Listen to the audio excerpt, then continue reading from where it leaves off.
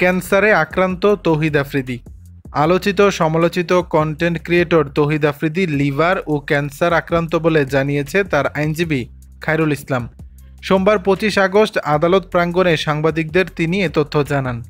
এর আগে আদালতকে খায়রুল ইসলাম জানান, মামলার ঘটনার সঙ্গে আসামির কোনো সংশ্লিষ্টতা নেই। বাদীর অভিযোগ, আওয়ামী লীগের নেতাকর্মী, আইনশৃঙ্খলা বাহিনী ও পুলিশের নির্বিচারে গুলিতে ভিকটিম নিহত হন। এখানে আসামির কোনো ভূমিকা নেই।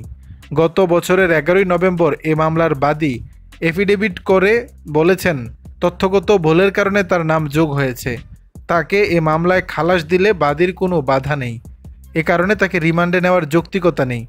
শুনানিতে এই আইনজীবী আরও জানান, আফ্রিদি কিডনি জটিলতায় ভুগছেন, তার চিকিৎসা চলমান। অতিরিক্ত হাঁটা চলায় তার প্রস্রাবে ব্লাড আসে। এছাড়া তার ওয়াইফ প্রেগনেন্ট। মানবিক বিবেচনায় তার জামিন মঞ্জুর করা হোক।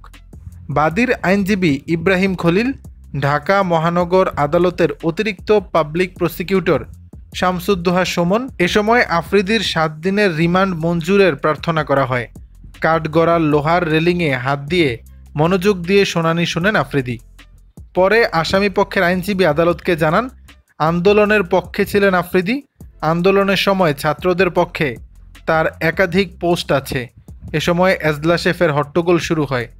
আসামি পক্ষের আইনজীবী খালেদা জিয়ার সঙ্গে আফ্রিদির বাবা নাসির উদ্দিন সাথীর ছবি দেখিয়ে বলেন, আসামির আলাদা রাজনৈতিক কোনো পরিচয় নেই। তার বাবা ব্যবসায়ী, কোনো রাজনৈতিক দলের পদ পদবি নেই। আফ্রিদের কিডনিতে জটিলতা আছে জানিয়ে তাকে আনা নেওয়ার ক্ষেত্রে আদালতের কাছে অ্যাম্বুলেন্স সুবিধা চাওয়া হয়।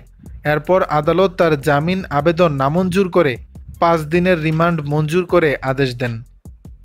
শুনানি শেষে এজলাস থেকে হাজতখানায় নেওয়ার পথে আফ্রিদিকে পেটে হাত দিয়ে খুঁড়িয়ে খুঁড়িয়ে হাঁটতে দেখা যায়। হাজতখানার সামনে দেখা যায় তার পা খালি, ভিড়ে জোতা খুইয়েছেন তিনি।